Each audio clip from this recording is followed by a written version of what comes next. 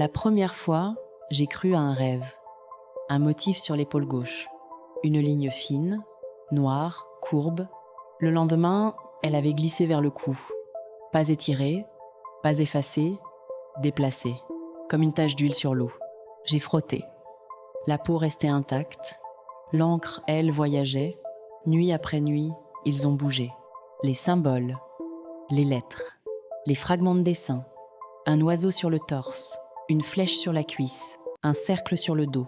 Chaque matin, la géographie de ma peau changeait. J'ai photographié, j'ai tracé, j'ai superposé les calques. Ce n'était pas du chaos, c'était un tracé, lent, précis, implacable. Une carte invisible se dessinait sur moi. J'ai cherché des points cardinaux, des rivières, des frontières, des noms de villes. Rien de lisible, juste des lignes qui convergent, des courbes qui s'emboîtent, un réseau qui se referme. J'ai cessé de dormir, de manger, de sortir. Je restais devant le miroir, à attendre le mouvement, à sentir la peau tirer, parfois, comme si l'encre creusait, comme si mon corps n'était plus un corps, mais un parchemin qu'on déplie. Ce matin, un nouveau trait, sur l'intérieur du poignet, droit, net, pas un motif, des chiffres, des lettres, une suite précise.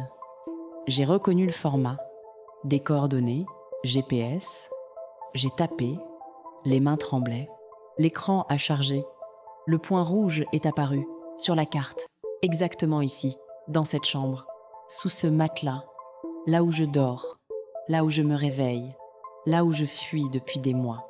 Je n'ai pas couru, je n'ai pas emballé, je me suis assis sur le bord du lit, j'ai regardé d'eau, ultime et mes bras, mes jambes, mon torse. La carte n'était pas un itinéraire vers l'extérieur, c'était un retour, vers le centre, vers le point fixe, vers moi. L'encre ne me guidait pas ailleurs, elle me ramenait, ici, dans ce lit, dans ce corps, dans cette vie que je croyais traverser, mais que j'habitais déjà. Merci d'avoir partagé ce cauchemar. À très vite, dans l'ombre du prochain secret.